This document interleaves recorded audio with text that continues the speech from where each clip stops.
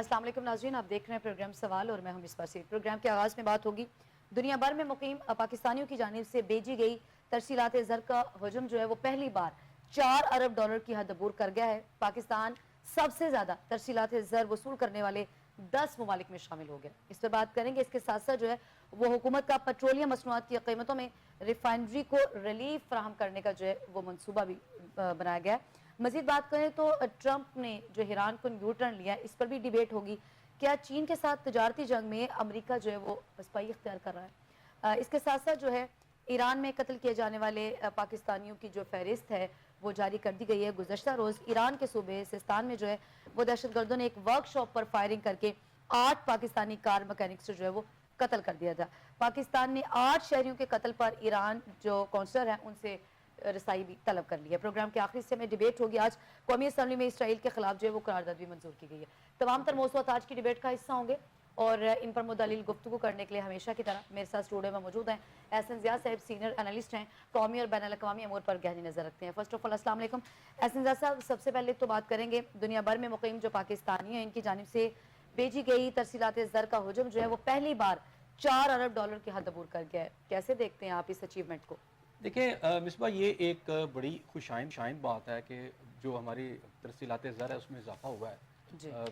इसका मतलब ये हुआ कि एक जो प्रोपेगेंडा पाकिस्तान में किया जा रहा था और एक ख़ास पॉलिटिकल पार्टी की तरफ से बात की जा रही थी कि जनाब पाकिस्तानी जो हैं वो इस वक्त जो यहाँ पे तब्दीलियाँ आई हैं ख़ास तौर पर पॉलिटिकल लेवल के ऊपर, और मैं ज़रा खुलकर बात कर लेता हूँ PTI के हवाले से। और पाकिस्तान तहरीक इंसाफ की जो गवर्नमेंट जो है ख़त्म की गई और उसके बाद इमरान खान साहब जो हैं उनको बतौर वज़ीर-ए-आज़म उतारा गया, तो उसके बाद पूरी दुनिया भर के जो पाकिस्तानी हैं वो बड़े नाला हैं जो ओवरसीज़ पाकिस्तानी हैं। और ख़ास तौर पर इस बात पर भी जोड़ा जा रहा था कि जब भी ब्रिटेन के अंदर नवाज शरीफ साहब जाते हैं, वहाँ स्टे करते हैं, जैसे अभी गए हैं, तो वहाँ पर PTI के लोगों ने वहाँ एहतजाज भी किया है। और एक परसेप्शन दुनिया को ये देने की कोशिश की जा रही है कि जनाब वो बहुत सख्त नाराज़ हैं और ये जो मुजाहरे हो रहे हैं, अगर ब्रिटेन के अंदर हो रहे हैं, अमेरिका के अंदर हो रहे हैं, कहीं भी हो रहे हैं, तो पाकिस्तानी जो हैं वो बहुत नाराज़ हैं, वो एंग्री हैं, फ्यूरियस हैं गवर्नमेंट के ऊपर। वो इसलिए पाकिस्तान के अंदर जो आपका तरसीलात ज़र है जो पाकिस्तानी यहाँ से ओवरसीज़ पाकिस्तानी भेजते हैं हर साल, उसमें कमी आ रही है या बल्कि नहीं आएगी। और आपको याद होगा कि खुद PTI के जो चीफ रहे हैं साहब का इमरान खान साहब, उन्होंने भी इस हवाले से और PTI के लोगों ने बाकायदा कुछ अर्से कबल ये अपील भी की थी दुनिया भर के पाकिस्तानियों से कि जनाब आप तरसीलात ज़र जो है पाकिस्तान के अंदर ट्रांसफ़र ना की जाए। और यहाँ बहुत सारी आपने डिबेट्स भी सुनी होगी और मेरा ख्याल है हमारे प्रोग्राम का भी वो हिस्सा रही। लेकिन अब जो फैक्ट्स बता रही हैं कि सिर्फ एक माह के अंदर जो मार्च का महीना गुजरा है उसके अंदर तरसीलात ज़र जो है $4.1 बिलियन जो है वो आया, और ये रिकॉर्ड है। और ये कोई 37% पिछले जो इससे कॉरस्पॉन्डेंट ईयर है और जो उसके अंदर जो मंथ है उससे ये कोई 37% ज़्यादा है। तो यहाँ एक बात तो वाजिया हुई कि जो ओवरसीज़ पाकिस्तानियों की जो मेजॉरिटी है उनकी गवर्नमेंट ऑफ पाकिस्तान के ऊपर ट्रस्ट लेवल, तो फिर इसका मतलब है आप उसी से चेक कर सकते हैं ना, ट्रस्ट लेवल तो है। और दूसरी बात ये हुआ कि इससे ये पता चला कि जो PTI का एक बयानिया है या प्रोपेगेंडा है उसके अंदर जान नहीं है। लोग तो पैसे भेज रहे हैं और वो इस पर कान भी नहीं धर रहे। अब वो जो लोग वहाँ पर एहतजाज करते नज़र आते हैं, फिर आप ये समझ लें कि वो बहुत मखसूस ही कोई तादाद है, बहुत मखसूस से लोग हैं जो ख़ास पॉइंट्स पे करके अपना एक जो इसे समझे कि एक पॉइंट ऑफ व्यू है या प्रोपेगेंडा ही मैं इसको कहूँगा कि वो दुनिया में ही फैलाना चाहते हैं कि शायद पाकिस्तान के अंदर बहुत कुछ गलत हो रहा है और पाकिस्तानी नाराज़ है और उसी नाराज़गी का इजहार वो कर रहे हैं और शायद सारे पाकिस्तानी ऐसा कर रहे हैं। सही सर, सॉरी टू इंटरप्ट, अगर इस तरह के प्रोपेगेंडा जो है वो अपोजिट पार्टी की जानिब से इख्तियार भी किया जाता है, तो जो मौजूदा सेटअप है गवर्नमेंट है इसकी अगर परफॉर्मेंस बेहतर होती है तो क्या इससे कोई असर या फर्क पड़ता है मौजूदा हुकूमत की कारकर्दगी के ऊपर? चूंकि आप कह रहे हैं कि वो मुजाहरे होते हैं। देखिए ना, मुजाहरे होते हैं, कारकर्दगी का बिल्कुल फर्क पड़ता है। जब आप दुनिया भर में देखें, आपके घर में एक लड़ाई हो रही है, हाँ जी, जब सारे उसके या उनमें से कोई मेंबर निकल कर बाहर ढोल बजाना शुरू कर देगा चौक में मेरे घर में क्या हो रहा है, तो डेफिनेटली उसे जग हसाई तो होगी, बदनामी भी होगी। तो आम तौर पर ममालिक के अंदर जो होते हैं पॉलिटिकल जमातें अपनी जंग अंदर लड़ते हैं और उसको बाहर लेकर नहीं निकलते, अनलेस कि आपने कोई एक ऐसी ममालिक के अंदर तहरीक होती है जो अलहदगी की होती है कि जी हम बिल्कुल अलहदा अपनी को हुकूमत बनाएंगे, ऐसे यानी अपनी अलहदा कोई मुल्क के अंदर कोई हिस्सा बनाएंगे। जैसे आपको पता है इंडिया के अंदर जो है इस वक्त सिख जो हैं वो कनाडा के अंदर भी हैं, दुनिया के और जगहों के ऊपर भी बड़े मुजाहरे करते हैं इंडिया के ख़िलाफ़, लेकिन वो एक खालिस्तान के लिए कर रहे हैं। लेकिन क्या इंडियंस مثلا कांग्रेस इस वक्त अपोजिशन में, तो क्या कांग्रेस के लोग पूरी दुनिया में इंडिया के खिलाफ कोई मुजाहरा करते हैं? मेरा ख्याल ऐसी कोई बात नहीं है। इंटरनल उनकी सख्त लड़ाई चल रही है मोदी गवर्नमेंट के साथ, अंदर मुजाहरे करते हैं, पाकिस्तान वो इंडिया से बाहर नहीं जाते, और इसी तरह बाकी ममालिक की सूरत हाल है। लेकिन पाकिस्तान के अंदर एक पॉलिटिकल जमात उसको लेकर निकल रही है। हमारे यहाँ पर दो जमातें आपको बाहर नजर आएंगी, या दो तरह के लोग आपको दुनिया भर में मुजाहरा करते नजर आएंगे। एक तो कश्मीरी नजर आएंगे, कश्मीरियों का तो राइट बनता है, तो इंडिया से उनको एक सब्जुगेशन उनको किया गया है, और हेल्ड कश्मीर के अंदर इंडियन ऑक्यूपाइड कश्मीर, उसको बल्कि अब ज़्यादा बेहतर होगा कहना, इंडियन ऑक्यूपाइड कश्मीर के अंदर जो जुल्म सितम हो रहा है, तो एक उनके ऊपर जो कब्जा किया गया 1947 से, उसके खिलाफ उनका एहतजाज उनका हक है, वो यूएनओ के सामने करें, वो अमेरिका में करें, वो ब्रिटेन में करें, वो भी कर रहे हैं। लेकिन क्या जो दूसरे हैं पीटीआई, इनका तो पॉलिटिकल इशू है ना, तो ये पूरी दुनिया में सारा काम कर रहे हैं। तो एक प्रोपेगेंडा इसीलिए किया गया, ठीक है ना, और ये हम तो ये कहते रहे कि आए पाकिस्तान में, आए पाकिस्तान की सड़कें इधर आए, पार्लियामेंट है उधर करें, लेकिन बहरहाल हर इशू को लेकर वहाँ जा रहे हैं, ये इनकी मर्जी। लेकिन अब क्या, अब आपने चेक करना है कि क्या इनका ये जो भी ये कर रहे हैं, क्या उसमें कितनी सच्चाई है, कितना वजन है। तो आप फैक्ट से करेंगे ना, और फैक्ट्स ये है कि अगर वो इतने नाराज है सारे पाकिस्तानी, तो मार्च में तो पैसे आने ही नहीं चाहिए थे, क्योंकि कुछ अर्सा कबल तो बाकायदा तौर पर अपील भी की गई थी। तो अगर इसके अंदर 4.1 बिलियन डॉलर आ गए हैं, तो पूरे साल में कितने आएंगे? और पाकिस्तान को आपको पता है कि इस वक्त हमें फॉरेन एक्सचेंज की ज़रूरत भी है। तो 4.1 बिलियन का मतलब है कि आपकी इकॉनमी के अंदर लोगों का एतमाद है, और पाकिस्तानियों का, और वो उस एतमाद के तहत पाकिस्तान में पैसा भेज रहे हैं, जिसकी वजह से पाकिस्तान को जो इकोनॉमिक क्रंच है उसमें निकलने का फायदा, और जिस पाकिस्तानियों का पैसा एक बहुत बड़ा रोल प्ले कर रहा है। सर, ये जो तरसीलात ज़र रोकने की मुहिम थी, अगर आज के हम आदादोशुमार देखते हैं, वो तो चले उससे टोटली जो है वो अपोजिट है, कि एक अच्छा रिकॉर्ड है उसमें। इस वक्त की जो अपोजिशन है या पीटीआई है, अब उसे समझ आ जाने चाहिए कि अगर आप किसी भी चीज़ की कैंपेन करते हैं, मुहिम चलाते हैं, चूँकि वो इस वक्त हुकूमत की कारकर्दगी इतनी तसली बख्श है कि वो उस तरह असर नहीं कर रही, जो कैंपेन पीटीआई लॉन्च करना चाह रही है या वो स्टार्ट करती है, और वो अपना बयानिया, अपना जो है उसका बयानिया दम तोड़ जाता है, जैसे कि तरसीलात ज़र रोकने का बयानिया। देखिए, दम तोड़ तो नहीं जाता, कोई भी बयाना चलता रहता है, लेकिन आमतौर पर होता ये है कि जो जमात अपोजिशन में होती है ना, उसके लिए पॉलिटिक्स बड़ी आसान होती है। जब आप गवर्नमेंट में आ जाते हैं तो आपको बहुत मुश्किल हो जाती है। जब आप अपोजिशन में होते हैं तो आपके पास आप पॉपुलर बहुत से नारे होते हैं, क्योंकि आप उस वक्त किसान के हमायत का नारा लगाते हैं, मजदूर की हमायत का नारा लगाते हैं, ओवरसीज़ पाकिस्तानियों की बात करते हैं, सबके हकूक़ की बात करते हैं, और आपने डिलीवर कुछ नहीं करना होता, आपने सिर्फ नारे लगाने होते हैं। लेकिन जब आप गवर्नमेंट में आ जाते हैं, मसलन अगर पीटीआई की गवर्नमेंट थी तो उस वक्त नून की जब अपोजिशन में थी तो नून सिर्फ नारे लगा सकती थी, उसने कारकर्दगी तो नहीं दिखानी थी। अब जब वो आ गई तो अब उस पर बार आ गया, या अगर पीटीआई गवर्नमेंट में आएगी अपोजिशन से, तो जो नारे वो लगा रही होती है उसकी पॉपुलैरिटी ग्राफ हमेशा से अपोजिशन जमात जो होती है, जब वो गवर्नमेंट में आती है तो उसका नीचे की तरफ जाता है, क्योंकि अगर वो डिलीवर नहीं कर पाती तो वो ग्राफ फिर तेजी से और नीचे जाता है, और उसकी वो जो पॉपुलैरिटी है वो फिर जो जमात अपोजिशन में होती है वो उसको मिल रही होती है। इस वक्त सूरत हाल ये है कि पीटीआई अपोजिशन में है, और उसको बड़ा आसान है, उसने को डिलीवर करके कौम को कुछ नहीं बताना, उसने इश्यूज़ की सियासत करनी है, मुखालफत करनी है। लेकिन गवर्नमेंट के ऊपर बार ज़्यादा हो गया, और गवर्नमेंट को अब डिलीवर भी करना है। अच्छा, अगर गवर्नमेंट डिलीवर नहीं कर पा रही तो डेफिनेटली जो पाकिस्तान की आवाम होगी या ओवरसीज़ पाकिस्तानी है, वो उस पर एतमाद नहीं करेंगे। एक बयानिया पैरेलल चल रहा है कि गवर्नमेंट फेल हो चुकी है, गवर्नमेंट इकनॉमिक उसने कोई ऐसी मेजर्स नहीं ली, ये पोजीशन है ना उसकी, और उसने जो तरसीलात ज़र है, पाकिस्तानियों का एतमाद ख़त्म हो चुका है। अच्छा, ठीक हो गया, आपके ये नारे हैं, आपके ये दावे हैं, आपकी ये बातें हैं, ओके। लेकिन अब मार्च के महीने में जब आप देखते हैं कि 4.1 बिलियन 37% ज़्यादा, पिछले पॉइंट से भी ज़्यादा कुछ है इसके अंदर, तो इसका मतलब ये है कि आपका जो नारा था, आपका जो दावा था एज अपोजिशन पार्टी पीटीआई का, वो फिर शायद लोगों ने उसको बाय नहीं किया, लोगों ने उस पर कोई कान नहीं धरे। आप कुछ लोग, आपके मखसूस लोग, आपने ज़रूर वहाँ पर, क्योंकि जो 10 डाउनिंग स्ट्रीट होती है ना, आम ओवरसीज़ नहीं इस नाते के नवाज शरीफ पहुँचे हैं, सारी बात है, पीछे एक प्लानिंग होती है, पार्टियों की हिदायत होती हैं जिसके तहत वो लोग इकट्ठे होते हैं। आपको याद होगा कि मैं मरियम औरंगज़ेब साहबा और जब भुट्टी साहब जो थे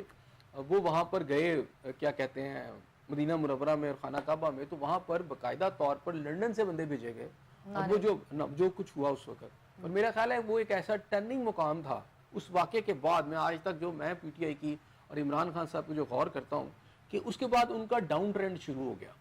वो गवर्नमेंट में थे, और उस वक्त की सूरत हाल ये थी, उससे उस वाक़े से पहले की अगर आप रिकॉर्ड उठाकर देख लें तो वहाँ बात हो रही थी कि बाजवा साहब, इमरान साहब जो है एक पेज पर है, फौज और गवर्नमेंट वन पेज पर, और ISI के जो चीफ थे वो भी उनके साथ थे। तो कहीं ऐसा बिल्कुल भी नजर नहीं आ रहा था कि इस गवर्नमेंट को कोई खतरा है, कोई नुकसान है। The moment this incident occurred, ये वाकया होता है और फौरन कुछ अरसे बाद, यानी 15 दिन या गालबन महीने के अंदर अंदर एकदम एक रिफ्ट सामने खुलकर आ जाता है, जिसमें बाजवा साहब और इमरान साहब के इख्तलाफात शुरू हो जाते हैं और उस इख्तलाफात के बाद वो बाकी सारी चीज़ें जो है उसको फॉलो करती हैं, जिसके अंदर उनकी फिर गवर्नमेंट का जाना और फिर ये सारी चीज़ें, जिसमें आते आते फिर वो पकड़े जाते हैं, गिरफ्तार होते हैं और आज जो भी इस स्टेज के ऊपर भी पहुंचे हुए हैं। तो ये सूरत हाल हम ये देखते हैं कि ये इंसिडेंट भी इमरान खान साहब की अगर गवर्नमेंट और जिसके बाद के जो वाक़यात है उसके अंदर उसने एक पिवटल रोल है इस इंसिडेंट का भी, यानी इसके इंसिडेंट के बाद उनका डाउन ट्रेंड शुरू हो जाता है। अच्छा। तो ये जो सारी चीज़ें हैं, ये जो हमने ऑब्जर्व किया, आप भी चेक कर सकते हैं कि ये क्या ऐसा हुआ कि इमरान खान साहब फिर मार्च थी, लॉन्ग मार्च करेंगे जी, और फिर बड़ी पब्लिक साथ है। हमने देखा कि ग्रेजुअली उनके साथ चीज़ें हटती गई, उनसे दूर होती चली गई, और यहाँ तक कि आपको ये लगा, मैंने उनकी एक इन्वेस्टिगेशन देखी है पिछले दिनों में। अच्छा। एक DIG ने, जिन्होंने मेरा ख्याल है पाकिस्तान की हिस्ट्री में अगर सबसे ज़्यादा किसी ने 13 दफ़ा इन्वेस्टिगेट इमरान खान साहब को किया है तो इमरान खान साहब को उन्होंने किया। उनकी इन्वेस्टिगेशन जो हुई, मैंने उसका क्लिप खुद देखा है। अच्छा। जिसके अंदर कुछ पुलिस ऑफिसर्स मौजूद हैं, जिसमें वो DIG भी मौजूद है और उनके साथ एक ASP साहब हमारी जो बड़ी मशहूर हुई लाहौर के अंदर, आपको याद होगा, और फिर वो मोहसिन नकवी के साथ भी उनके जाके ASP साहब कुछ अरसा उनके साथ ड्यूटी उन्होंने दी। अच्छा सर, वो इन्वेस्टिगेटर जी ऑफिसर्स हैं, ASP हैं, बड़ी पॉपुलर हुई। उन्होंने इचरा के अंदर एक जो खातून को बचाया, समझे वो जो था वहाँ पर किसी रेस्टोरेंट में बैठा हुआ था और वहाँ पर, जी बिल्कुल। तो अब वो उनसे इन्वेस्टिगेट कर रहे हैं, तो इमरान खान साहब उनको उस दौर में कह रहे हैं, ये मैं बता रहा हूँ इलेक्शन से पहले, तो वो उनको ऐसे करके कह रहे हैं कि मेरे इस इलेक्शन के बाद मेरी हुकूमत PTI की बन जानी है और मैंने किसी को नहीं छोड़ना, ठीक है ना। इन्वेस्टिगेशन मतलब उस वक्त वो पाबंदी सलासिल भी हैं, नहीं, इन्वेस्टिगेशन कर रहे हैं बड़े अच्छे अंदाज, इन्वेस्टिगेशन हो रही है और टेबल पे बैठे हुए हैं बड़े अच्छे अंदाज में। खान साहब ने तस्वीर भी साथ कर रहे हैं और साथ उनको कह रहे हैं, उनका जो रवैया है ना, अच्छा, तो उनको ये लग रहा था कि अगला इलेक्शन भी मेरा है। जैसे उनको लगता था कि मुझे निकाला गया और पब्लिक आ जाएगी, हम दोबारा आ जाएंगे, मार्च हम कर देंगे, ये हो जाएगा, जो बहुत सारी चीज़ें, जैसे ट्रंप आ जाएगा तो ट्रंप मुझे छुड़ा लेगा, मतलब बहुत सारे जो यू टर्न्स आप उनके अंदर देखते हैं या उनके दावे वादे, उसके अंदर मैंने वो भी देखा, लेकिन वो सेकंड दफ़ा आ नहीं सके। अब फॉर्म 47, 45 का भी एक रोल है। बहरहाल मेरा कहने का मकसद है कि वो एक इंसिडेंट ऐसा टर्निंग पॉइंट मुझे इनकी सारे दौर में नज़र आता है कि उस इंसिडेंट के फ़ौरन बाद एक रिफ्ट पैदा हो गया, उस रिफ्ट के बाद फिर हमने देखा चीज़ें चली। तो एक चीज़ों को मैनेज करके लोगों को किसी जगह पर लेके आ जाने से आप शायद अपने बयानिए को तो तकवीत देने के लिए ये कर लें, लेकिन ओवरऑल ये समझ आइए कि पाकिस्तान की जो पब्लिक है ना, शायद अब वो इस तरह की इंतशार से, इस तरह की आप समझे ना, इस तरह की जो सियासत है उससे मेरा ख्याल यहाँ तो तंग आ चुके हैं। यही वजह है कि जब ये कॉल देते हैं तो पब्लिक आपको नज़र नहीं आती। सर ओवरसीज पाकिस्तानी के हवाले से PTI जो है वो उसका एक बड़ा क्लियर कट स्टांस होता है कि ओवरसीज पाकिस्तानी जो है वो हमारे ऊपर या बानी PTI के ऊपर या PTI जमात के ऊपर एक बड़ा इत्तेमाद का इजहार करते हैं। अब इस वक्त जो वज़ीर आज़म पाकिस्तान है, उन्होंने जो ओवरसीज पाकिस्तानी है उनका इजहार तशक्कुर भी किया है इतनी अच्छी खासी जो है वो तरसीलात ज़र के हवाले से, तो वो जो एक स्टांस उनकी तरफ से है ओवरसीज पाकिस्तानी के हवाले से, अब वो कहीं पे देखिए मेरे ख्याल है खुल के सामने आ चुका है। अगर तरसीलात ज़र 4.1 बिलियन एक मंथ के अंदर आई है, तो 12 माह है, आप देख लेंगे कहाँ जाएगा सारा काम, ठीक है। तो अगर मैं एक मंथ की बात करूं तो अब एक तरफ दावा है और दूसरी तरफ आपको एक चीज़ नज़र आ रही है, तो आप उसी से एनालिसिस कर लें। ऐसा सब ज़र मादला के ज़खायर 9 अरब डॉलर हैं, 14 अरब डॉलर आपके जो है वो 14 अरब और 70 करोड़ डॉलर जो है वो चीन ने मौखर किया और सऊदी अरब ने 3 अरब डॉलर, मुत्तहिदा अरब अमारात में 2 अरब डॉलर का जो कर्ज था आपका वो मौखर किया। ऐसे सब हम ये बात कर रहे थे मदनियात के ज़खायर के हवाले से भी कि आपके पास इतने हैं कि आपको किसी के जो है वो कशकोल नहीं पकड़ना पड़ेगा, इतने जो मदनियात के ज़खायर हैं वो आपके पास हैं। अगर हमने इस तरह का कर्ज के लिए रिक्वेस्ट भी करनी है और फिर वो मौखर भी होना है, तो फिर आपके पास अपना क्या है? देखिए मैं उसको बता देता हूँ, आपके पास इस साल आपने कोई 25 बिलियन डॉलर जो है ना, आपने जो कर्ज देना है, जो कर्ज की एक साथ हैं और ये कुछ मिला के आपने देना है, जिसके अंदर मेरा ख्याल है कि शायद कोई 5-6 बिलियन डॉलर का कोई गैप रह जाता है जो इन्होंने कवर अप करना है। गवर्नमेंट ने उसको कवर अप कर लिया हुआ है ऑलमोस्ट, और मेरा ख्याल है कि वो किस्त भी दे देंगे। तो अभी सूरत हाल ये है कि ये जो आपने कहा कि उन्होंने रखवाए हुए हैं हमारे पास, हाँ सऊदी अरब ने ये, अच्छा ये इसका मतलब ये हुआ कि वो जो ट्रस्ट लेवल है सऊदी अरब का और चाइना का, और वो फिर इसका मतलब तो ये हुआ ना कि जो मौजूदा पाकिस्तान की गवर्नमेंट के जो लोग हैं ان کے اوپر ان ممالک کا بھی اعتماد ہے، اسی لیے انہوں نے اس قرض کو، جبکہ پچھلی گورنمنٹ کے اندر انہوں نے رول اوور نہیں کر رہی تھی قرضوں کو، اور ہمیں اس وقت ضرورت تھی کہ ہم رول اوور نہ ہو، کیونکہ ہم کولیپس کر رہے تھے، ٹھیک ہے نا، ہم بینک کرپٹ ہونے جا رہے تھے، تو ہم بینک کرپسی سے بچنے کے لیے ہم نے اپنے دوست ممالک سے گزارش کی، اور انہوں نے کہا ٹھیک ہے ہم رول اوور کر دیتے ہیں، اس کی مدت بڑھا دیتے ہیں نا، قرضے کی واپسی کی جو ڈیٹ ہے اس کو آگے رول اوور کر دیتے ہیں، تو وہ رول اوور کر دیا گیا۔ اس کا ہمیں تھوڑا ریلیف مل گیا کہ ہمارے جو اس وقت ریزروز ہیں اس میں ڈالر موجود تھا، ڈالر جو ہے موجود رہنے کی وجہ سے پھر آگے آپ کو یہ فائدہ ہو گیا کہ آئی ایف کی جو بات چیت آئی ایم ایف سے چلی، اور آگے آپ نے مزید قرضے کی طرف چلے گئے، کیونکہ آپ کی جو اس وقت اکانومی جو تھی، جب پی ٹی آئی کی گورنمنٹ چھوڑ کے جا رہے تھے، تو اس کا مطلب یہ تھا کہ آپ واقعی بینک رپٹ ہونے جا رہے تھے۔ بینک رپٹ ہونے کا کیا مطلب ہوتا ہے؟ بینک رپٹ ہونے کا مطلب یہ ہوتا ہے کہ آپ کی اس وقت جو ہے نا ایکسپورٹس، اس سے کہیں زیادہ تقریباً ڈبل پہ آپ کی امپورٹس کھڑی ہیں۔ اچھا، امپورٹس جو ہیں پوری دنیا سے جب آپ نے چیزیں خریدنی ہے، جس میں پیٹرول آپ نے خریدنا ہے، ڈیزل آپ کا سارا آنا ہے وہاں سے، جو پاکستان کی ضروریات ہے اس کو پیمنٹ آپ نے ڈالرز میں ہوتی ہے، تو جب آپ کے پاس ڈالر ہی نہیں ہے تو آپ وہ پیمنٹ نہیں پے کر سکیں گے اور آپ کو چیز نہیں لا سکیں گے۔ اس کا کیا مطلب ہے کہ آپ بینک کرپٹ ہو جائیں گے، اچھا، کوئی آپ کو قرض بھی نہیں دے گا۔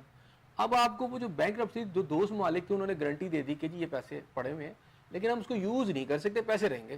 اب آپ کو وہ پریشر نہیں رہا، اس کی وجہ سے آپ کو قرض آ گیا اور آپ کا جو بیلنس آف پیمنٹ ہے وہ آؤٹ نہیں ہوا،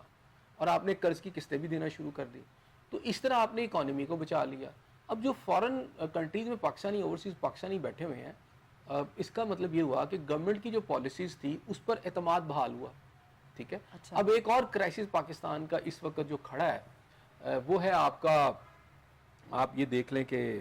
یہ جو ٹرمپ صاحب نے آپ کے پاس 29% جو لگائی ہے اچھا، ٹیرف انکریز کیا ہے، ٹیرف، اب ایک اور کرائسس سامنے کھڑا ہے، اب ہم اس کی بھی بات کر لیتے ہیں۔ ضرور سے، جو بڑا کرائسس کھڑا ہے اس کے اندر ہمیں یہ پتا چلا ہے کہ تقریباً 10 کروڑ ڈالر سے 1 ارب 40 کروڑ ڈالر تک کمی آ سکتی ہے پاکستان کے برآمدات کی حجم میں۔ پاکستان کے پاس جو فورن ایکسچینج آتا ہے وہ دو صورتوں میں آتا ہے، ایک آتا ہے ریمیٹنسز کی شکل میں اچھا، جو کہ آپ کے اوورسیز پاکستانی سے بھیجتے ہیں، دوسرا آپ کے پاس آتا ہے جو آپ ایکسپورٹ باہر سے بھیجتے ہیں، اس سے جو آپ کے پاس، یہ دو بڑے میجر آپ کے ذرائع ہیں۔ اب اس میں جو دوسرا میجر ذریعہ ہے اس کے اندر آپ کو ہمیں یہ پتا چل رہا ہے کہ تقریباً 1.5 بلین تک جا سکتا ہے، اور اس میں جو دوسری ایک خوفناک بات ہے وہ یہ ہے کہ اس سے پیداوار جو ہے وہ بھی متاثر ہوگی۔ جب پیداوار متاثر ہوگی، جب آپ کی پروڈکشن ملک میں ہو رہی ہے متاثر ہوگی، تو ایک خطرہ یہ ہے کہ 5 لاکھ ملازمتیں ختم ہو جائیں گی۔ اچھا، ہمارے یہاں پر کچھ ہیں صنعت کار جو بزنس مین ہیں یا خاص طور پر جو انڈسٹریلسٹ ہیں، میری ایک دو سے باتیں انہوں نے کہا جی ایک بندے نے مجھے بتایا کہ میرے پاس 600 ملازم ہیں جس میں 300 میں فارغ کر چکا ہوں، ٹھیک ہے، تو میں اب مجھے نظر آ رہا ہے، تو ابھی صورتحال یہ ہے کہ وہ جو ہمیں جو خطرہ نظر آ رہا ہے ابھی دیکھنا ہے کہ گورنمنٹ اس کو کیسے ٹیکل کرتی ہے۔ یہ اسی طرح سر منڈواتے اولے پڑ گئے ہیں، ابھی آپ ایک چیز سے بیلنس کر کے آؤٹ کر کے باہر نکل رہے تھے اور آپ کو پتا چلا کہ جناب برآمدات تو اضافہ ہو گیا، اور میرا خیال ہے یہ شاید آنے والے دنوں میں اس میں کمی آ سکتی ہے۔ اوورسیز پاکستانی بھی ڈسٹرب ہوں گے نا، وہ ٹیرف پاکستان پہ لگے گا یا وہاں پر جو ہوگا چیزیں خریدیں گے۔ اچھا، اب وہ چونکہ ایک طرف سے تو ابھی فی الحال ہمیں بڑی اچھی خبر آئی ہے، لیکن اس کو بھی جب امپیکٹ آئے گا تو یہ بھی کمی کی طرف جا سکتی ہے، لیکن میجر آپ کو ایکسپورٹ کا ایشو بنا ہوا ہے۔ اب ایکسپورٹ کے ایشو میں اگر 5 لاکھ لوگ اگر، اور میں کہتا ہوں 4 لاکھ بھی ہو جائیں تو یہ بہت بڑی فگر ہے۔ اب دیکھنا ہے کہ گورنمنٹ اس کو کیسے ڈیل کرتی ہے۔ گورنمنٹ کے پاس مجھے کوئی پلان نظر نہیں آ رہا،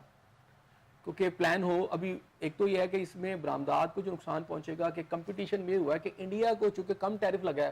وہ ہمارا کمپٹیٹر ہے، تو وہ اس کو اس منڈیوں میں، امریکہ کی منڈیوں میں ان کو فائدہ پہنچے گا، اچھا،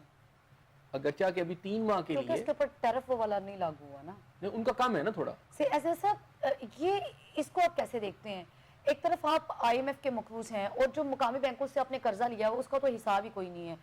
اب آپ اپنا بجٹ بھی خود تیار کرنے کی اہلیت نہیں رکھتے، آپ یہ کہتے ہیں چونکہ ٹیکسز اس لیے عائد کرنا پڑے، آئی ایم ایف کی کچھ شرائط تھیں اور ہم نے اس کو جو ہے وہ تسلیم کرنا تھا، ہم کیا سمجھیں کہ اقتصادیات کو کوئی ڈراپ سین ہوا ہے؟ نہیں، دیکھیں مجھے یہ لگتا ہے کہ سارا برڈن اس مہنگائی کا جو ہے وہ ایک برڈن اس بجٹ کے بعد عام آدمی پر آئے گا، اور بڑا زیادہ آئے گا اور بڑا سخت آئے گا، اچھا،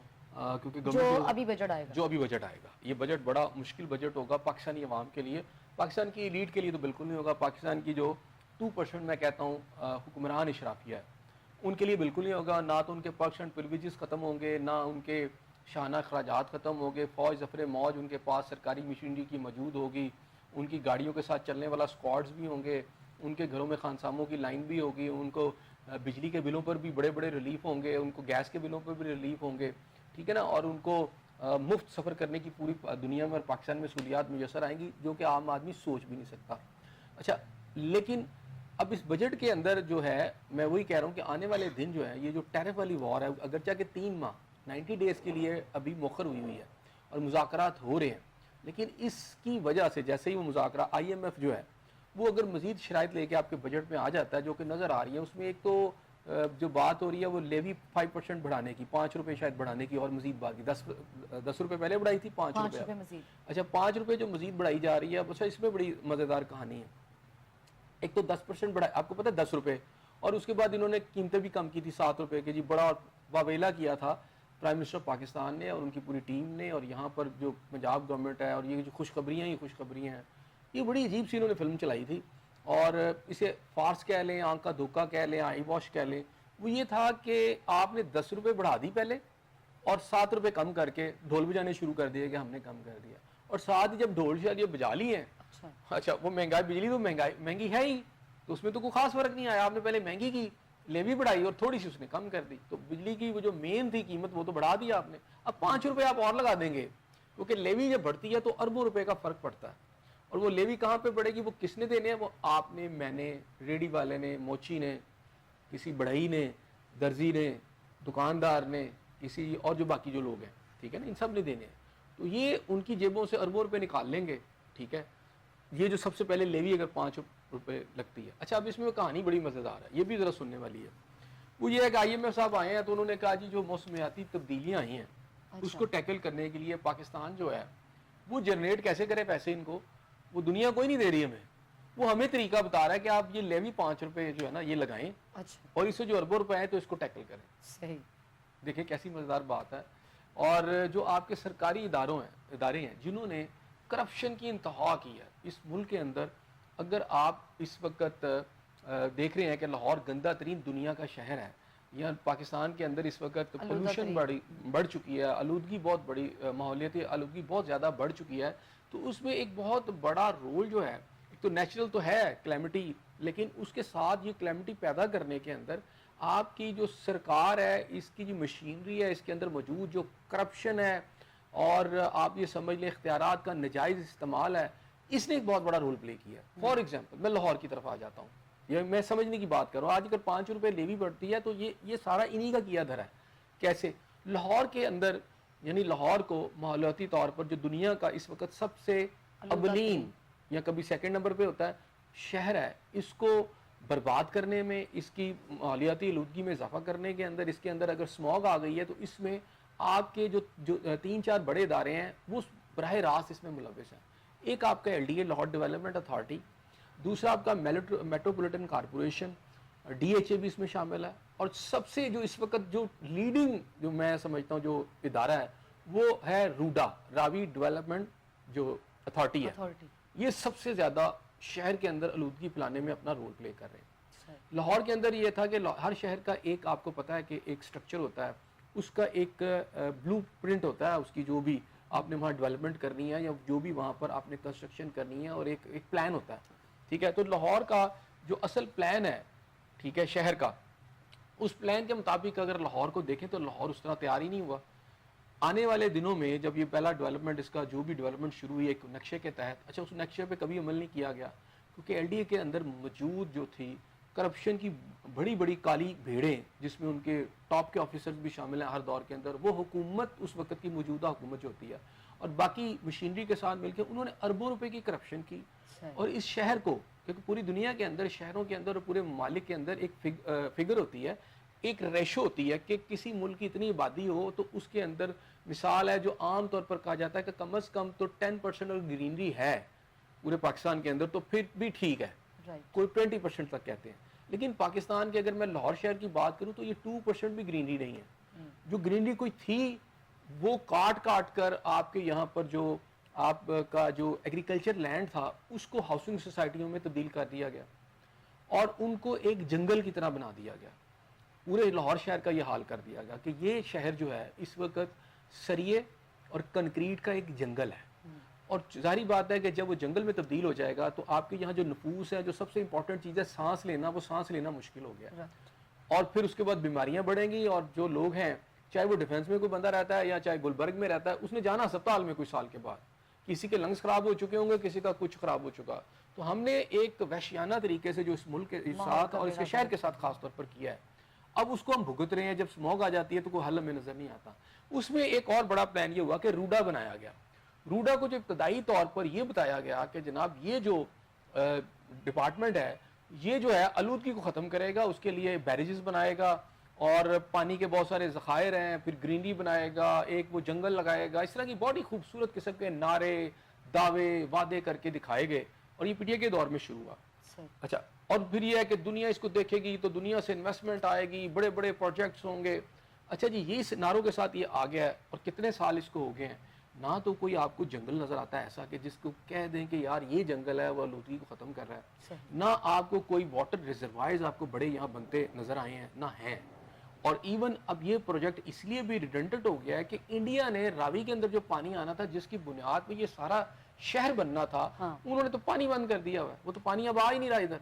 تو اب وہ جو سارا پروجیکٹ تھا وہ تو تھا واٹر کے ذریعے, راوی کے ذریعے. اچھا, اب یہ انہوں نے ایک نئی فلم چلا دی کہ جناب ہم کسی نہر کا پانی ڈالیں گے. فرض کیا بی آر بی نہر کا بھی پانی آپ اس میں نہیں ڈال سکتے, کیونکہ بی آر بی نہر کا پانی آگے چل کر بہت سارا جو گرین لینڈ ہے اس کو وہ کیا کرتے ہیں, اس کی آپاشی وہ وہاں پہ ہوتی ہے اس کے ذریعے نا, ٹھیک ہے, سریاب کرتا ہے وہ ساری جگہ کو. کیا آپ اگر پانی ادھر ڈائیورٹ کر دیں گے تو پھر وہ سارا علاقہ جو تو بنجر ہو جائے گا. روڈا کے حوالے سے جتنے بھی کوئی وعدے تھے, دعوے تھے, وہ بھی جو کہ تو ہیں. یہاں پہ ایک چھوٹا سا بریک لیں گے, اسٹے ود اس.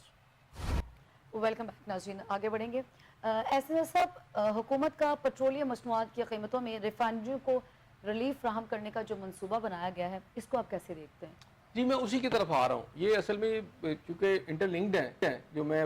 بریک سے پہلے روڈا کی بات کر رہا ہوں. اچھا, روڈا کے اندر یہ ہوا کہ ابھی صورتحال یہ ہے کہ اس کے اندر پھر جس طرح افسروں کی ایک موج ظفر موج لگائی گئی, اور انہوں نے اپنے خواہشوں اور کارب کو میرٹ کی دھجیاں بکھیرتے ہوئے, جس طرح ان کو, یعنی آپ دیکھیں تو ان کا کروڑوں روپے میں صرف سیلری بجٹ ہے صرف, ٹھیک ہے نا, اور میرٹ کی دھجیاں اس طرح بکھیری گئی کہ جو ایڈورٹیزمنٹ دیے گئے اور اس کے تحت جو نوکریاں کی گئی اپنے لوگوں کو اس میں جو ہے اسی کے حساب سے وہ بنایا گیا, اور اسی کے حساب سے پھر ان کو اس میں شامل کر لیا گیا. اگر اس کے اوپر انکوائری کی جائے باقاعدہ طور پر گورنمنٹ لیول پہ, میں ضرور کہوں گا روڈا کے اندر جو ہوئی ہیں امپلائمنٹ, جو کس طرح لوگوں کو بھرتی کیا گیا, اس کے اوپر ہائی لیول انکوائریز ہونی چاہیے اس وقت. اچھا, اب صورتحال یہ ہے کہ پانی وہاں ہے کوئی نہیں, اور روڈا جو ہے بیسیکلی جس نے یہ سارا انوائرمنٹ کو ٹھیک کرنا تھا, وہ ٹوٹلی اس وقت کام کیا کر رہا ہے, وہ کام یہ کر رہا ہے کہ ہاؤسنگ سوسائٹیاں کھول کے بیٹھ گیا. یعنی جن ہاؤسنگ سوسائٹی نے پورے شہر کو برباد کیا, اب پورا گرین لینڈ جو تھا, گرین ایکڑ جو, جس سے انوائرمنٹ خراب ہوئی, جس کے لیے مزید 5 روپے ہمیں کہا جا رہا ہے لیوی لگائی جائے. اس ورلڈ بینک آ کے آپ کو یہ کہہ رہا ہے کہ آپ آئی ایم ایف جو ہے کہ جناب اب یہ کام کرے, تو یعنی برباد کرنے والے میں یہی ادارے ہیں. اب وہ ہاؤسنگ سوسائٹیاں بنا کے وہ جتنا گرین لینڈ تھا جو روڈا کو ملا, بیسیکلی وہ ملا اس لیے تھا, وہ تمام کا تمام وہ آپ کا وہ ایریا تھا جہاں سے ویجیٹیبلز جو تھے جو لاہور کو سپلائی کیے جاتے تھے, اور وہ پورا گرین ایریا تھا, ٹھیک ہے نا. تو اس کو سارا آپ نے ہاؤسنگ سوسائٹیوں میں تیزی سے تبدیل کر رہے ہیں. پانی ہے کوئی نہیں, وہ دھول مٹی اڑ رہی ہے, اور جو کچھ ہونا ہے یہ اس کی پولوشن میں ہر آنے والے سال میں مزید اضافہ ہو جائے گا. تو یہ ساری صورتحال ہے جس کے اندر ہمیں 5 روپے مزید کہا گیا کہ جناب آپ یہ لیوی جو ہے. ایسے صاحب, یہ اس میں روڈا میں کرپشن کی بڑی عجیب سی داستان ہے, آپ نے بڑے ڈیٹیل سے اس پہ بات بھی کی. ایسے صاحب, ابھی ایک طرف یہ کرپشن کی داستان ہوتی ہے, اور دوسری طرف اس سے پہلے بھی آپ بات کر رہے تھے کہ آنے والے بجٹ میں ابھی حکومتی نمائندوں کی طرف سے بھی یہ کہہ دیا گیا ہے کہ آنے والا جو بجٹ ہے وہ عوام کے لیے بڑا مشکل بجٹ ہوگا. اب سوال میں یہ پوچھنا چاہتی ہوں کہ ہر بجٹ میں یہی کہا جاتا ہے کہ یہ عوام کے لیے مشکل بجٹ ہے اور ان کو جو ہے وہ بوجھ برداشت کرنا ہوگا. عوام ہی, غریب عوام ہی جو وہ ہر بجٹ میں بوجھ کیوں برداشت کرے؟ آپ ایک طرف یہ بھی کہہ رہے ہیں کہ آپ کی ترسیلات زر جو ہے اس میں اضافہ ہوا ہے, آپ کہتے ہیں کہ آپ کے پاس معدنیات کے ذخائر موجود ہیں, آپ اگر اس کو ہی نکال لیں تو پھر آپ کو آئی ایم ایف کی ضرورت نہ پڑے. پھر آپ جب بجٹ تیار کرتے ہیں پھر آپ کہتے ہیں کہ ہم آئی ایم ایف کے مقروض ہیں اور آئی ایم ایف کی شرائط کے اوپر ہمیں جو ہے وہ عمل کرنا پڑتا ہے, تو بجٹ تو ایسا بڑھے گا. پھر آپ یہ ساری پالیسیز کیوں اتنی, دیکھیں اس میں آج اگر اسٹیٹ بینک دیکھیں یا گورنمنٹ کی جو اس وقت متعلقہ جو ادارے ہیں ان کے جو افسران ہیں ان کی سٹیٹمنٹس اگر آپ دیکھیں تو بڑے کھل کے بتا دیا گیا ہے کہ جناب ملک میں افراط زر جو آنے والے دنوں میں بڑھے گا. تو اس کے اندر یہ ہوا ہے کہ اس ان بیانات سے جو کہ اس وقت گورنمنٹ لیول پر آ رہے ہیں وہ گورنمنٹ کا یعنی حکومت کا اس وقت جو پولیٹیکل گورنمنٹ ہے اس کا وہ بیانیہ کہ تاریخ کی کم ترین سطح پر مہنگائی پہنچ چکی ہے وہ بری طرح جو ہے نا اس میں وہ ڈسٹارٹ کہتے ہوا ہیں ہے. آپ کی معیشت جو ہے وہ بھی مستحکم ہے. اچھا وہ نہیں چلے وہ تو میں تھوڑا سا کہہ لیتا ہوں, لیکن مہنگائی کا جو دعویٰ ہے کہ جی جناب اس ملک کی تاریخی نچلی سطح پر آ گیا ہے, یہ بیانات جو ہیں وہ بتا رہے ہیں کہ جناب یہ سب جھوٹ ہے,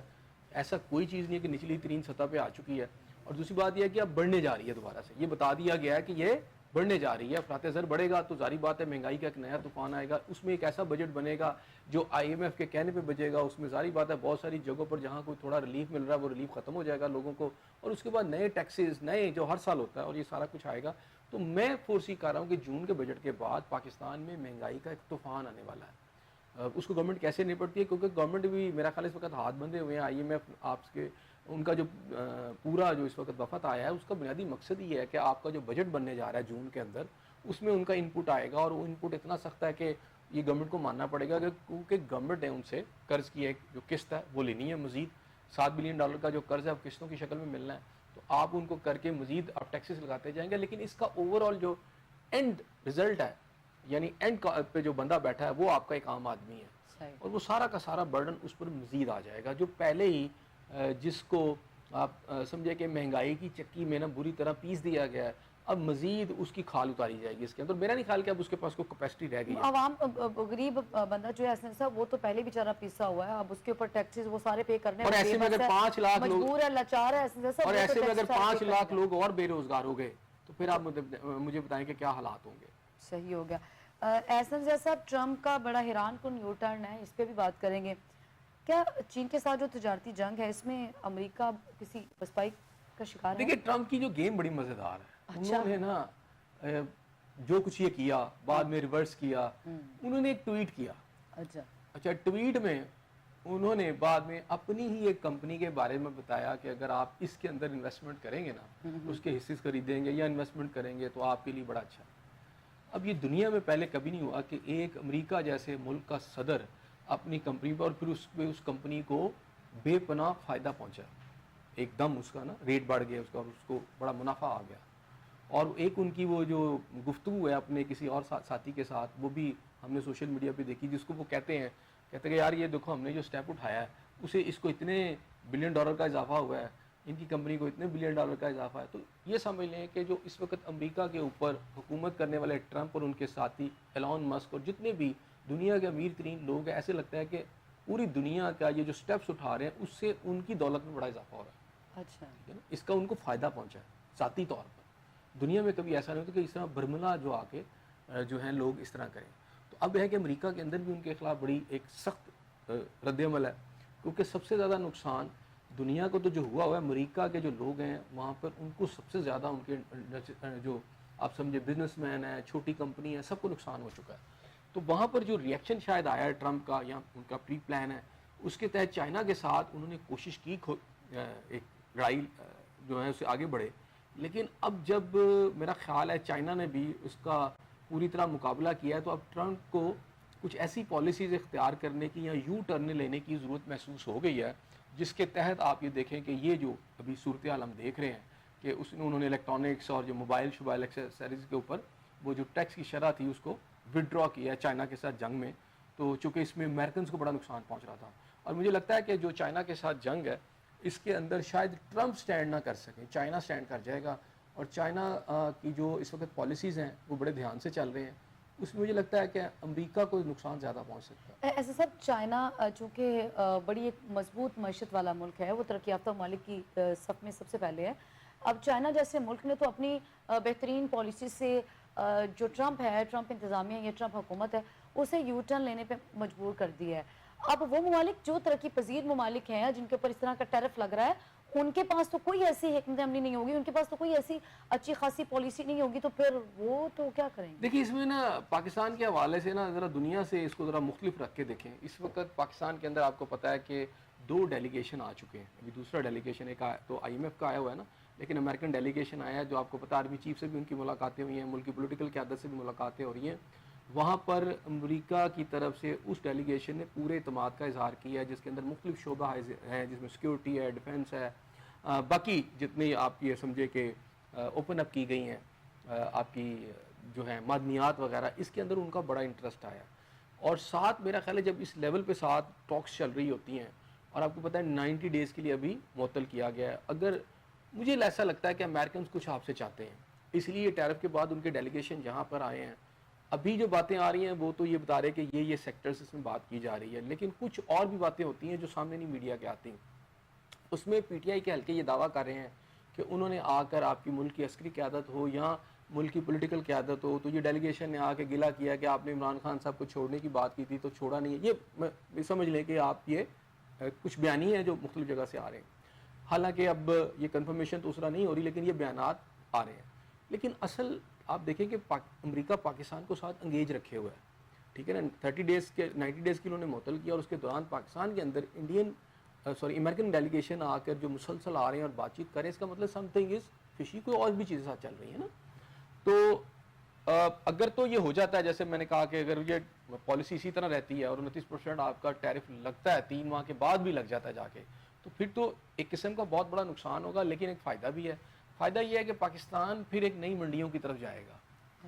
پاکستان کا ڈپینڈنس امریکہ سے ختم ہو جائے گی. اور اگر ایسا ہوتا ہے تو پاکستان سے مجھے یہ لگتا ہے کہ جو زیادہ تعاون اس وقت امریکہ پاکستان سے چاہتا ہے وہ ڈیفنس اور سیکیورٹی، وہ پاکستان پھر وہ تعاون نہیں کرے گا ان سے. جب وہ تعاون نہیں ملے گا تو اس ریجن کے اندر پاکستان بڑا امپورٹنٹ کنٹری ہے. امریکنز کے جو سیکیورٹی کے اور ڈیفنس کے مفادات ہیں وہ نقصان ان کو پہنچے گا. تو میرا نہیں خیال کہ ٹرمپ اس طرح کریں گے. پاکستان کو کہیں نہ کہیں انہیں ریلیف دینا پڑے گا. صحیح. ایسا صاحب، ایران میں قتل کیے جانے والے جو پاکستانیوں کی فہرست ہیں وہ بھی جاری کر دی گئی ہے، اور پاکستان نے 8 شہریوں کے قتل پر ایران سے قونصلر رسائی جو ہے وہ بھی طلب کر لی ہے. کیسے دیکھتے ہیں آپ اس حادثے کو؟ دیکھیں، میں نے آپ سے کہا تھا کہ پاکستان کے اندر جو بھی ہو رہا ہے اس کے 2 محرکات ہیں. ایک تو آپ کا جو یہاں پر جو بھی قتل عام ہو رہا ہے، ایک تو یہ ہے کہ یہ چائنیز کوریڈور ہے، ٹھیک ہے. دوسرا غزہ کے اندر جو کچھ ہو رہا ہے. غزہ کے یہ 2 پہلو ایسے ہیں جس کے اندر میں سمجھتا ہوں کہ پاکستان کے اندر یہ سب کچھ ہو رہا ہے. اس میں بلوچستان سے آپ کے ساتھ والا جو ایران کا علاقہ، وہاں پاکستانیوں کی جو شہادت ہوئی ہے، یہ بات کھل کے سامنے آ جاتی ہے کہ صرف افغانستان نہیں، یہ ایران کے اندر سے بھی سب کچھ ہو رہا ہے. اب وہاں پر بھی یہ سب کچھ ہے، وہاں لوگ موجود ہیں. اب ایرانی گورنمنٹ کو کہا گیا ہے. لیکن اور اچھا، آج ایک اور بات بھی ہوئی ہے کہ پاکستان کے اندر جو ہے ہماری نیشنل اسمبلی نے فلسطین کے حق میں ایک قرارداد بھی جو ہے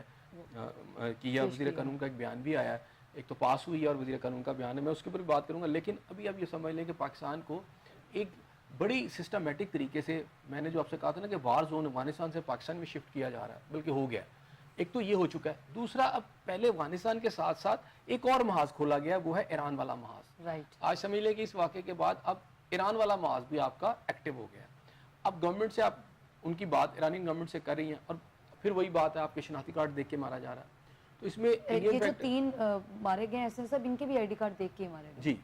اور یہ ان سب کو کیا گیا، شہید کیا گیا، ان کو بھی آئی ڈی کارڈ دے کے کیا گیا. یعنی ایک ہی پیٹرن ہے نا. اب پیٹرن یہ صرف سمجھ لیں کہ پاکستان کے صوبہ بلوچستان میں بھی، پاکستان والی سائڈ پر بھی یہ پیٹرن ہے، اور جو ایران والی سائڈ پہ بھی یہی پیٹرن. اب اس کے جو پہلو یہ ہے کہ پاکستان اور ایران کے درمیان بھی چیزیں بڑھیں، جیسے افغانستان کے اندر بڑھی ہیں، اور یہ بھی بڑھے، اور یہاں پہ بھی کلیش والی صورتحال. اچھا، یہاں پاکستان نے آج ایک، ہمارے جو وزیر قانون ہیں انہوں نے جو بات کی آج کہ جناب ہم اسی لائن پر آج تک فلسطین کے حوالے سے ہیں کہ جو کہ قائد اعظم کی لائن تھی. اچھا، آج یہ کہہ رہے ہیں لیکن قائد اعظم کی لائن موجودہ گورنمنٹ نے جو پہلے بیانات آئے ہیں بالکل بھی قائد اعظم کی لائن نہیں تھی. قائد اعظم کی لائن جو تھی وہ یہ تھی کہ وہ کسی بھی صورت میں اسرائیل کو تسلیم نہیں کریں گے، اور وہ کہتے ہیں یہ فلسطین کی ریاست ہے. ہمارا پرائم منسٹر صاحب نے، ہماری جو اس وقت موجودہ پولیٹیکل قیادت ہے، کچھ عرصہ قبل بھی جو بیانات دیے، انہوں نے یہ کہا کہ ہم 2 مملکتوں کا یا 2 ریاستی جو فارمولہ اس کے اوپر بات کی. اس کے اندر انہوں نے کہا کہ 2 جو ہے، جو پہلا اس سے پہلے بات کرتے تھے، وہ قائد اعظم کا موقف ہی نہیں ہے. جو آپ نے پہلے بیان دیا وہ یہ تھا کہ فلسطین کی ریاست اور اسرائیل کی ریاست، 2 ریاستوں کا ہے. یہ امریکہ کا ایجنڈا تھا، قائد اعظم کا تو کبھی بھی ایجنڈا نہیں رہا. تو آپ ایک طرف تو آپ کہتے ہیں آپ کو اپنے بیانی میں کلیئر ہونا چاہیے. آپ نے اگر آج موقف اختیار کرنا ہے تو سمپلی ریجیکٹ کریں 2 ریاستی جو آپ کا جو فارمولہ ہے جس پر آج آپ بات کر رہے ہیں. کہتے ہیں جی ہم اسی کو مانیں گے. وہ ٹھیک ہے، کوئی اور ملک مان لے، لیکن پاکستان کو کم از کم نہیں ماننا چاہیے. اگر وہ یہ کہتے ہیں کہ ہم بانی پاکستان، قائد اعظم محمد علی جناح کی لائن پر چلتے ہیں. انہوں نے تو بڑے شروع میں واضح طور پر کہہ دیا تھا کہ ہم اسرائیل کو تسلیم نہیں کرتے، ٹھیک ہے نا. تو آپ بھی کہتے ہیں کہ ہم تسلیم نہیں کرتے اسرائیل کو. آپ ایک موقف اختیار کریں اور آپ یہ نہ کریں کہ جی اب ہم امداد دے رہے ہیں. اس وقت امداد کی ضرورت نہیں ہے, اس وقت آپ کو ان کے قتل عام کو روکنے کی ضرورت ہے. سمپلی ان بیانات سے امداد دے رہے ہیں, اس سے پاکستان گورنمنٹ کو آگے بڑھنے کی ضرورت ہے, ٹھیک ہے نا. اور اس کے ساتھ ساتھ یہ ہے کہ آپ ایک آفیشیل بیان پاکستان کی کابینہ کی طرف سے پرائم منسٹر کے انڈر ایک آفیشیل بیان آئے, آپ کی وزارت خارجہ سے بیان آئے, پاکستان کا آفیشیل موقف, اگر وہ آپ قائد اعظم کی لائن پر چلتے ہیں تو آپ کہیں ہم اسرائیل کو تسلیم نہیں کرتے, جیسا کہ آپ کے پاسپورٹ کے اوپر لکھا ہوا ہے, اس بات کو آپ برملا آپ کہیں, اس کو گول مول نہ رکھیں, اسے مبہم نہ رکھیں, اس کے اوپر بہت کلیئرٹی کے ساتھ آئیں. صحیح. امداد سے زیادہ جو ہے وہ قتل عام کو روکنے کی ضرورت ہے, اور حقیقی معنوں میں قائد اعظم کا جو بات ہے اس پہ عمل کرنے کی ضرورت ہے. بہت شکریہ احسن ضیاء صاحب, آپ کا ناچناب کا پروگرام دیکھنے کا بھیجا. فی الوقت مجھے اور احسن ضیاء صاحب کو دے اجازت. کل پھر ملاقات ہوگی, سیم چینل سیم ٹائم آنے کے بعد.